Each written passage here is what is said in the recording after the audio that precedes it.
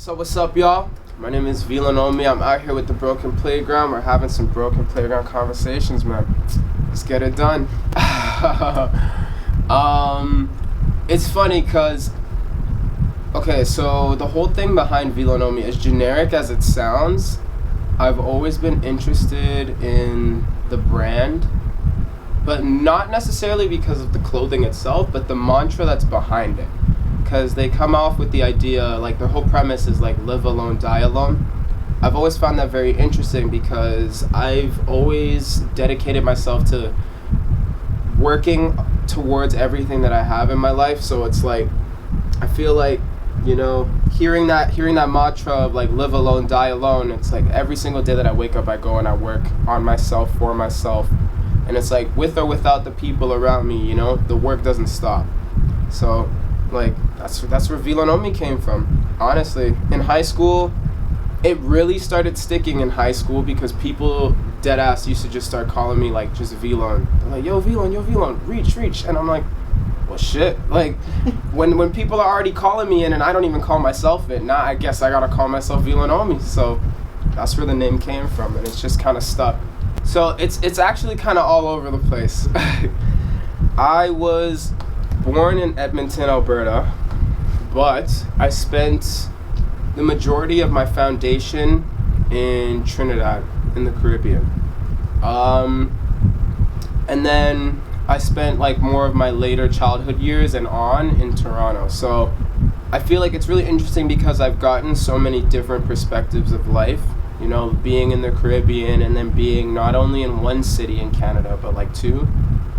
It's really helped shape me as a person, the things that I value a lot in my life, and even furthermore, the genre of music that I'm more openly accessible to.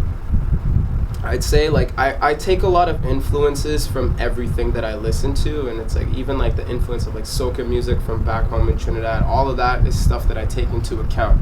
I haven't made a soca song yet, low-key, just because like I'm afraid that I won't do it properly, but like all of that definitely has shaped me into who I am and like the confidence that I carry in my music, just because it's that attitude, it's that island boy persona. I keep it hot. I feel like being here in Canada, I'm much more used to the city life.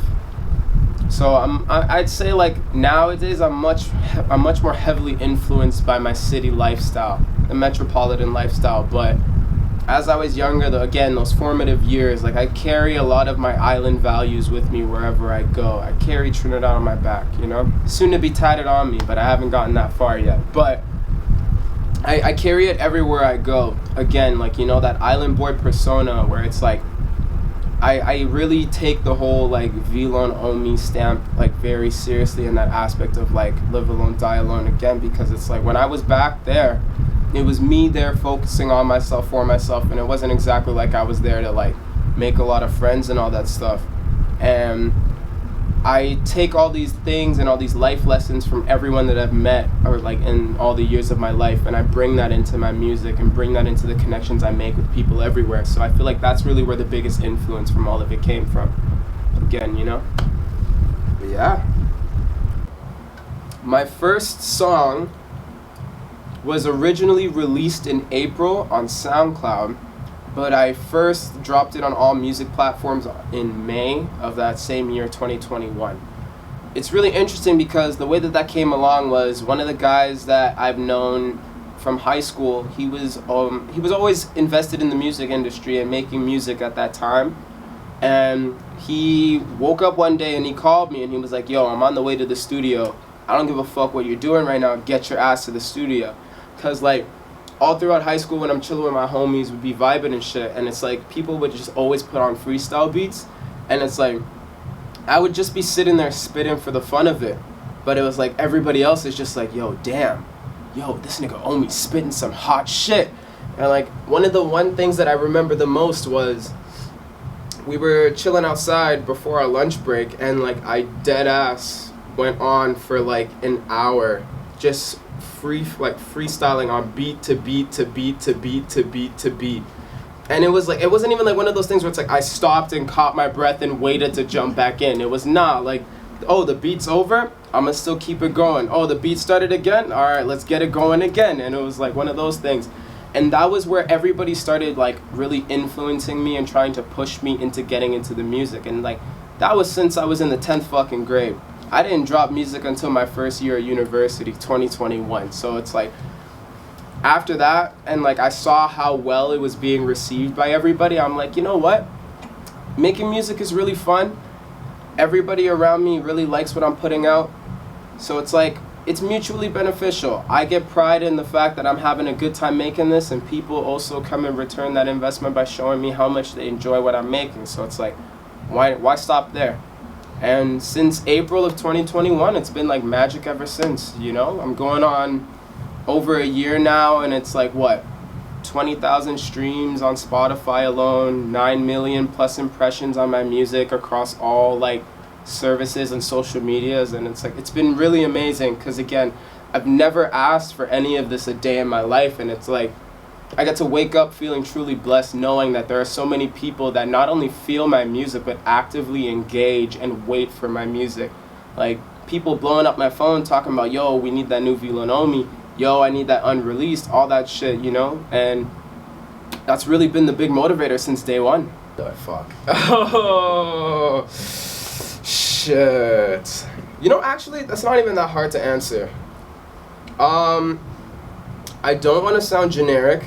Keep in mind, I don't want to sound generic, but I will definitely say 1000% Drake, Kanye West, and I think Travis Scott.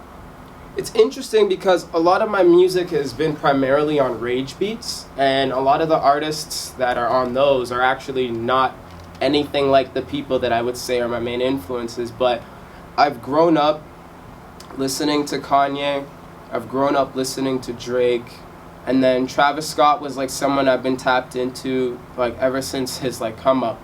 And those three people, it's like I feel like melodically their ability to create such masterful pieces of art in their music is like what my main inspiration is. It's like I'm not necessarily going into the studio trying to soundbite and like say, oh yeah, I'm gonna make a song to sound like Drake, but it's like, how can I go in the studio with the same amount of creativity and make art that I really relate to and really feel and want to put out there, that in turn other people can feel and relate to just through the effort that I put into it.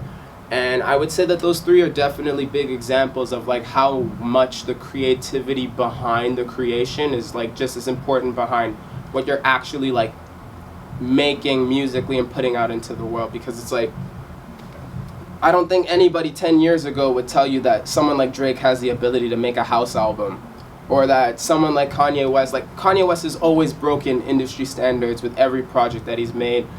Yeezus from 2012, 2013 has so much modern value in the way how it's changed the sound of modern rap. And it's like all of those things, it's like timeless music.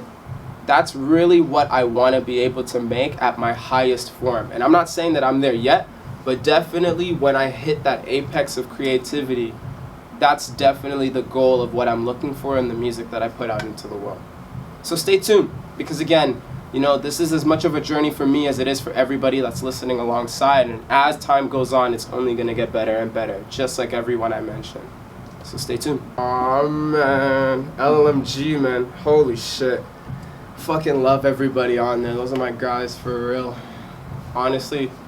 Funny enough, I've known True for so long. I've known him since high school. And there was an event that he was hosting about a year ago that I ended up popping out to. If I remember correctly, I think that's also the first night that True and Connoisseur Ghost met each other prior to the creation of NLMG. And you know, we all popped out that night and had a really good time, and like making those connections and seeing how fruitful they've been along the years, getting to meet Lowry, Villa, Ghost, Beans, everybody.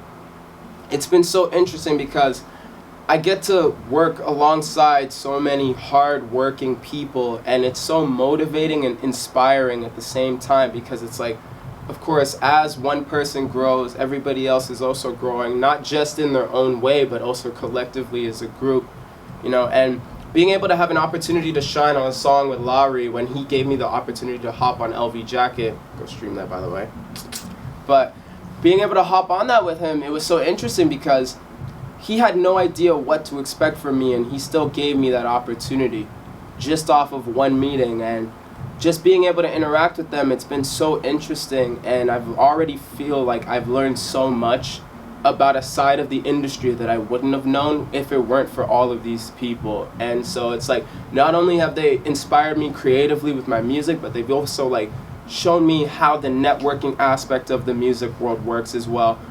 I necessarily can't say I've made the same connections the rest of them have, but like, it's definitely been one of those things where I'm also growing alongside them while they grow. And again, they've taught me so many things, and like, those are the things I value so much. And again, they're all great people. If anybody's ever met any of the members of NLMG, you know that they're amazing fucking people, and it's so like unbelievable to see how much that they all work. And that's coming from someone who isn't even out with them as much as like anyone else is. And I can already tell you that there's so much that goes on behind the scenes and how much effort that goes into every single thing they do. Whether it's the music they make, the events they host, the events they go out to and perform at. Like, I know True has his own situation coming up at Boombox towards the end of the month. We got a show with Roni that's happening this month. It's like, January is all booked and busy. Like, as I'm sitting here right now, they're all in the group chat right now talking about a whole bunch of fucking upcoming shows that are happening just this month alone. Right before the interview started, I'm looking at Green Beans telling me that we got publication on a network, like all of this stuff. And it's like, they're always working. Even when you think that they're taking days off, they're always working. And it's so inspirational. It makes me want to work just as hard as they do. So big shout out to NLMG, honestly. I love those guys. Shit. Let me think. I think this has to tie back to Trinidad for sure, because again, you know, the whole staple of VloneOmie, the live alone, die alone. I spent a lot of my time and a lot of years kind of always on my own, depending on myself, working on my own, working towards things, even when I never necessarily saw the return and like initially. Just it's a really interesting process knowing that you got to work towards something that you can't see yet. And I feel like all my life I've been working towards something that I've yet to see, and it's like, even at the highest of my successes in life, I've never been settled. I've never been finished. I've always wanted to keep going and keep at it. And I think that's one of the hardest things for me is like, when do I know I'm done? I truly don't.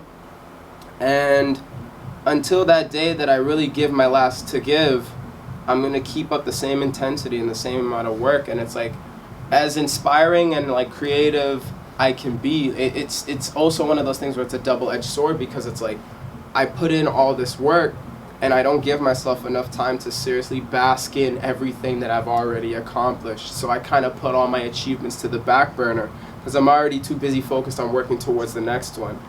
So it's like, I guess that's definitely one of the biggest things for me. I think the biggest lesson I've ever learned is, again, you know, just having the ability, like I mentioned, to work towards something that you can't see immediately. I was saying this to one of my friends the other day, but it's like, I really had to sit and acknowledge how much I've done, not even just in the music industry, but like outside of my personal life, years prior and currently. There's been so much things that I've accomplished and achieved already, and it's like, the average person would hear about the things I've achieved now and would still talk about it 60 years later. And I'm currently working on building up 60 years worth of accomplishments to talk about in 90 years. So it's one of those things for me. And I think that I really, like, I think that's the best way I could put it. But that's really the biggest thing for me. It's always been about how to find that drive to keep going, the ways to innovate and recreate and really tap into every single aspect of what I've wanted to do, because I think that's one of the biggest things that I've always had. Like, shout out to my mom, honestly, because she's been the person since day one that has told me, like, yo, Omie, anything that you want to do, you can do. All you got to do is work towards it. And that's the one lesson I've carried with me throughout all my life. And I'd say it still rings true to this day. Every single day.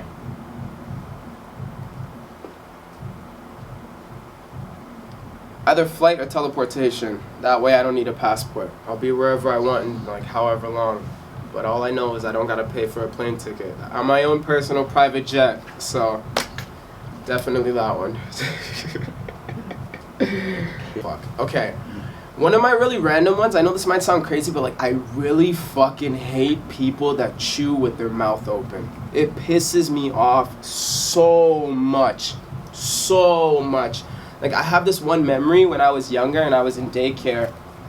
I know this isn't gonna sound very rapper-esque of me, but this is like Lil VloneOmie. I'm in class, I'm sitting there eating my lunch, and there's this one kid sitting across the table from me, and this guy's just smacking away at his fucking lips, and I got so aggravated that I remember I like got up and I hyped up. And I was like, yo, close your mouth when you chew! And I got so angry, I stormed out the class, tears in my eyes because of how irritated I was by this guy chewing with his mouth open. And like, I've had women that like I've taken out on dates and like I notice it once and I'm already in my head and I'm like, yeah, I'm never fucking seeing you again. Peace the fuck out. Like, I'm like, yeah, bill please? Like, but yeah, that's definitely the biggest one. That has to be the biggest one. Like, that's the first thing that came into my mind. I can't think of anything bigger than that. I fucking hate the lip smacking. I hate it. I hate it, I hate it, I hate it. If you're not, even me right now chewing gum, I have never once taken this gum and gone, I kept it cool, I kept it quiet. Y'all might not have even known I did this interview with gum in my mouth until I called it out just now. So it's like shit. Like, oh, I can't stand it. I'm thinking about it now and I'm pissed off. Like, I feel myself rubbing my thighs, I'm pissed. Like, holy shit, man. Oh my god. Damn. That's a good question. I'm gonna answer this one from a musical's perspective. I'm gonna say early age of music pre-streaming, just because the ability to make connections and really like get your music out there was a lot more simplistic back when everyone really focused a lot on radio play and like the actual day-to-day of like contacting execs, waiting outside for meetings. Like hearing the story about how Big Sean was able to work a deal with good music through Kanye West, him going to Kanye's headquarters, waiting outside for him, and then just being like, yo, I got a freestyle for you, let me spit it for you, and then using that to be able to get signed to good music. I like that era because of how much more invested people really needed to be in themselves. And like I said earlier, you know, it's all about working towards that dream that you can't necessarily see in front of you immediately. And I feel like that era perfectly encapsulates exactly what I'm thinking about. So I'd say as a musician, definitely that era. Definitely, for sure. Other than that, I don't think I'd want to go back in the past, just because, you know, we all know history is history for a reason because we've learned from it. Like, you guys are going to think I'm a broken record by now, but like, I mean this in the truest way possible. And I'm not even talking anymore as VloneOmie. I'm talking as like Omar right now. I'm dropping the govy on you guys. I'm talking as Omar right now. But it's like, seriously, the one thing that I've always wanted people to take away, not even just through my music, but just through everything that I do, is that, again, you can literally do whatever it is that you want in life. Stay true to yourself. Do what you want to do because it makes you feel good. You shouldn't be going on and living your life according to the way that people tell you should live your life, because again, they're coming from their own perspectives and their own points of view and their own walk of life. You forge your own path and you will be much more happy with the life you've made for yourself, knowing that you followed everything you wanted to do and not follow what people tell you to do. And that's the one thing I've always tried to really get everyone to listen to, not necessarily always through my music, but just in general, because it's like, you would never think, just sitting here looking at me, listening to my music, that like I'm behind the scenes a whole fucking university student. I've been a screenwriter. Like, I have my own merch and all this stuff set up. I have a somewhat of a social media presence. It's like, these are all things because of the fact that I live my life the way I want to, and I've never let anybody outside influence the way that I live my life. Because again, if I'm 100% me 100% of the time, I know that every connection I've made is genuine and authentic because of who I am. Never because of who I want the world to see me as. And I really hope that's the one thing that people take away from me in every aspect of life, not just necessarily through my music. But yeah, man. Deep cut right there. Oh shit. My favorite question of the day. In all seriousness, I spent all of 2022 hyping up a release that was initially supposed to be back then that didn't end up happening. VLone Season 224, my next project after the lovely, lovely VLone Season, will be out everywhere and anywhere this year. The date, I cannot give you yet, but I will say that I am finalizing the details of my project. Outside of that, of course, you will find me alongside NLMG as the year goes on at their many and many shows and appearances, even as something as simple as just fucking popping out to the club one night with the crew. All of these things are to be expected because, again, I'm just doing me, man.